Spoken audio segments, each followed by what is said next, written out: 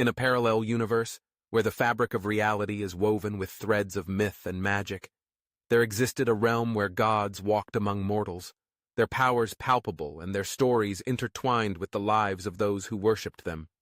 This universe, unlike our own, was not bound by the linear progression of time.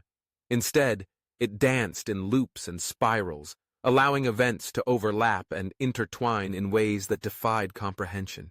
It was here, in this vibrant tapestry of existence, that the tale of Zeus's death unfolded, a story rarely whispered among the stars. Zeus, the king of the gods, was a figure of immense power and authority.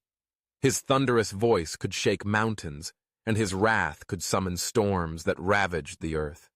Yet in this universe, the gods were not immortal in the sense that mortals understood. They could be defeated, overthrown, and even killed, and it was this fragility that made their existence so compelling. The gods were bound by their own hubris, their own desires, and the intricate web of fate that spun around them. The story began in the celestial city of Olympus, a magnificent realm that floated above the clouds, its golden spires piercing the heavens. The air crackled with divine energy, and the laughter of deities echoed through the halls of their grand palace. Yet, beneath the surface of this idyllic existence, a storm was brewing, a conspiracy that would change the very fabric of their world. Hera, the queen of the gods, had grown weary of Zeus's infidelities and his unyielding authority. For centuries, she had endured his betrayals, each one a dagger to her heart. But Hera was not a goddess to be trifled with. She possessed a cunning intellect and a fierce determination that rivaled Zeus's own. She had begun to gather allies, disillusioned gods who felt overshadowed by Zeus's grandeur, and together they plotted his downfall. Among her most fervent supporters was Hades, the god of the underworld. He had long resented his brother's dominion over Olympus, feeling that his own realm was unjustly neglected. Hades envisioned a world where the balance of power was restored, where the gods could rule together rather than under the iron fist of Zeus. He was a master of shadows, and his influence spread like a creeping mist through the halls of Olympus. As the conspirators met in secret, whispers of their plans reached the ears of Prometheus, the Titan known for his foresight and compassion for humankind. He had always been an advocate for mortals, believing that they deserved the light of knowledge and the warmth of the gods' favor. Prometheus, however, was not blind to the darkness that lurked within the hearts of the gods. He knew that Hera's intentions, while born of pain, could lead to chaos. He resolved to intervene, to warn Zeus of the impending danger. Prometheus descended from the heights of Olympus to the mortal realm, where he sought out a young woman named Callista. She was a seer, gifted with the ability to glimpse the threads of fate that wove through time. Callista lived in a small village nestled between mountains, her visions often guiding the people who sought her counsel. When Prometheus arrived, he found her in a grove of ancient trees, her eyes closed in meditation. "Callista," he called softly, his voice like the rustling of leaves. She opened her eyes, and in that moment, her world shifted. The weight of the divine pressed upon her, and she felt the urgency of his presence. "Prometheus," she breathed, sensing the gravity of the moment. "what brings you to me?" "I have come to warn you of a great peril," he said, his brow furrowed with concern. "A conspiracy brews among the gods, led by Hera and Hades. They seek to dethrone Zeus, and if they succeed, the balance of our world will be irrevocably altered." Callista's heart raced as she absorbed his words. The gods' quarrels were not mere trifles. They had the power to reshape reality itself. "What can be done?" she asked, her voice steady despite the turmoil within. "We must reach Zeus before it is too late," Prometheus replied. "He must be made aware of the threat that looms over him. Only then can he prepare for the storm that approaches." With that, they set off for Olympus, their spirits intertwined with a sense of urgency. As they ascended the golden stairway that led to the realm of the gods, the air grew thick with anticipation. The clouds swirled around them, and the very essence of the universe seemed to hold its breath. Upon reaching Olympus, Prometheus and Callista found the palace bustling with activity. The gods were gathered in the grand hall, their voices rising and falling like the tide. Zeus sat upon his throne, a figure of regal power, but even he could not escape the undercurrents of tension that swirled around him. "Zeus!" Prometheus called, stepping forward with Callista at his side. The room fell silent, all eyes turning to the two unexpected visitors. "I bring urgent news." Zeus regarded them with a mixture of curiosity and annoyance. "What is this interruption?" he demanded, his voice echoing through the hall. "Conspiracies brew in the shadows," Prometheus warned, his tone grave. "Hera and Hades seek to overthrow you. They plot your demise, and if you do not act swiftly, you may find yourself at their mercy." A murmur rippled through the assembly, disbelief mingling with intrigue. Hera's face darkened, and the tension in the room became palpable. "How dare you accuse me of treachery?" she retorted, her voice sharp as a blade. "I accuse you not, but I warn you," Prometheus replied, unwavering. "The threads of fate are intertwined, and the consequences of your actions could shatter the very foundations of Olympus." Zeus, his brow furrowed in thought, studied the faces of those around him.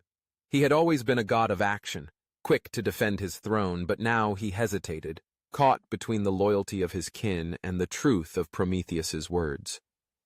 "What do you propose?"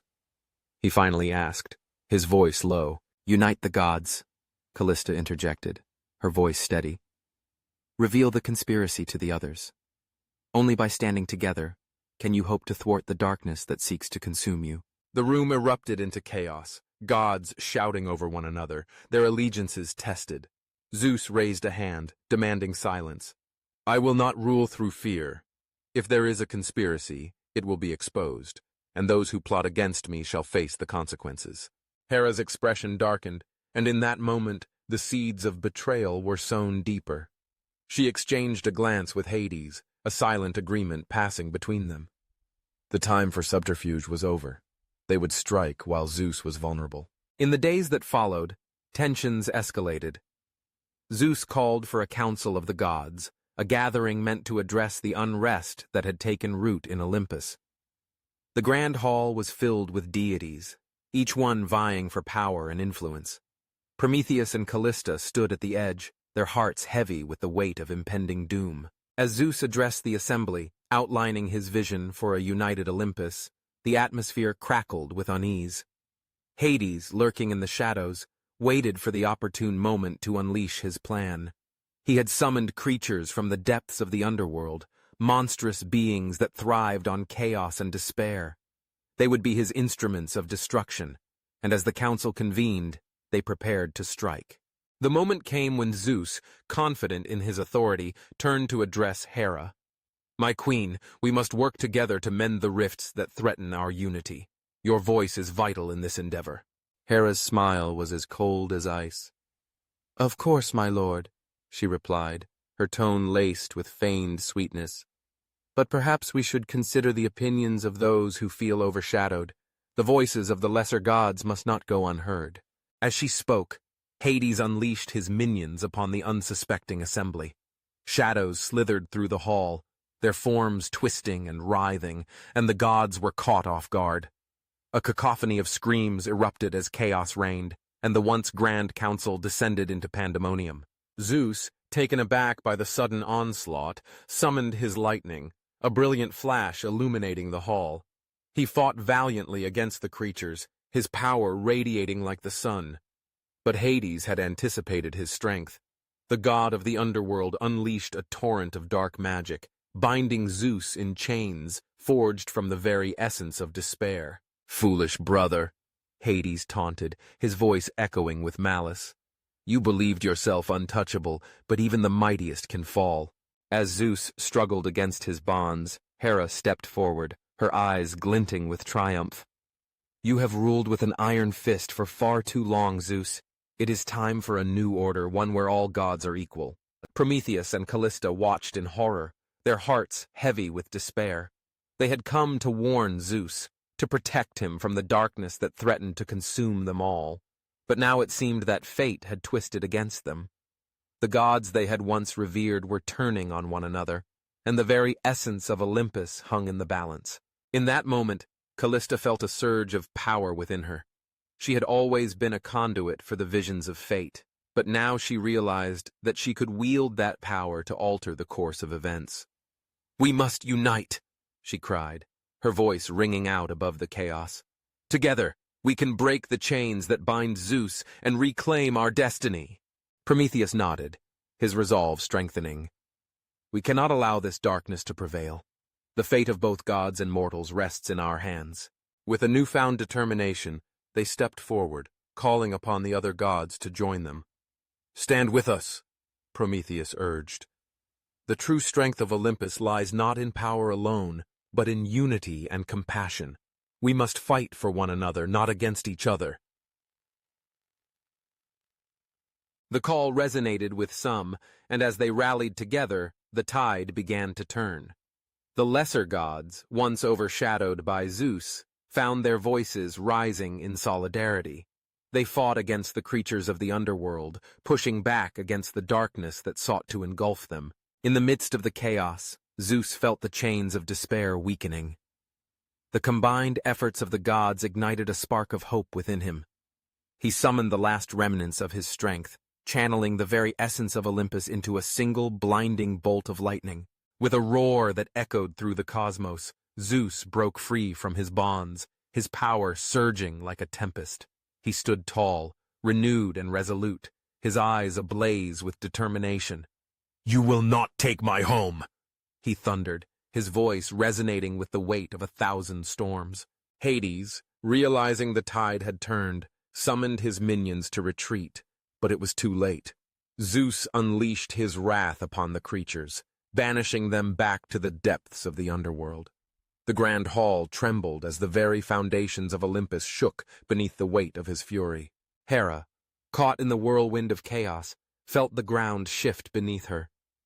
The alliance she had forged with Hades was crumbling, and the realization of her folly washed over her like a cold wave.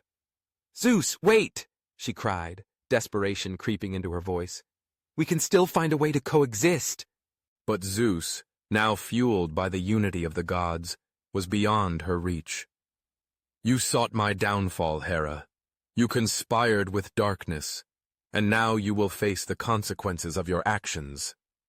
With a final surge of power, he cast her aside, a storm of thunder and lightning erupting around them. As the dust settled and the echoes of battle faded, the gods stood together, united in their victory. Zeus, though weary, felt a sense of relief wash over him. The threat had been vanquished, but the scars of betrayal ran deep. He turned to Prometheus and Callista, gratitude shining in his eyes. "You warned me when no one else would," he said, his voice steadier now. "For that, I owe you my thanks." Prometheus nodded, his heart heavy with the knowledge that the gods were not infallible. "We must learn from this, Zeus. Power without compassion leads only to destruction. We must forge a new path, one where all gods are heard and valued." Callista stepped forward, her voice soft yet firm. "We have the power to reshape our destiny. Let us build a world where unity reigns, where the bonds of kinship outweigh the chains of ambition." Zeus took a deep breath, feeling the weight of their words settle within him. "You are right. We have been blinded by our own desires, but together we can create a new era for Olympus." And so, in that moment of reckoning, the gods began to mend the rifts that had threatened to tear them apart. They gathered around Zeus, pledging to work together, to listen to one another, and to honor the bonds that tied them. The echoes of betrayal would linger, but they would not define their future. In the days that followed, Olympus transformed. The halls of the palace were filled with laughter and camaraderie, and the gods sought to uplift one another rather than compete for dominance. Hera, though chastened, found a place among her kin, her voice now tempered by the lessons of humility. Prometheus and Callista became revered figures, their wisdom guiding the gods as they navigated the complexities of their existence. They reminded the deities of the importance of compassion, of the need to protect not only their own, but the mortals who looked to them for guidance. As the years passed, the tale of Zeus's near downfall became a legend, a cautionary story told among the stars. It served as a reminder that even the mightiest could falter, but with unity and understanding they could rise again. In this parallel universe, the death of Zeus was not a finality, but a rebirth. The gods learned to embrace their vulnerabilities, to cherish the bonds that united them, and to wield their power with grace. And in doing so, they forged a legacy that would echo through the ages, a testament to the strength of unity in the face of darkness. Thus, the story of Zeus's death transformed into a narrative of resilience, a tale woven into the very fabric of the cosmos.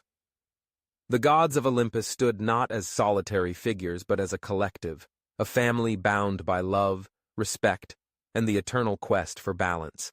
And as they gazed down upon the mortal realm, they understood that their true strength lay not in their divinity, but in their capacity to care for one another and for those they were destined to protect.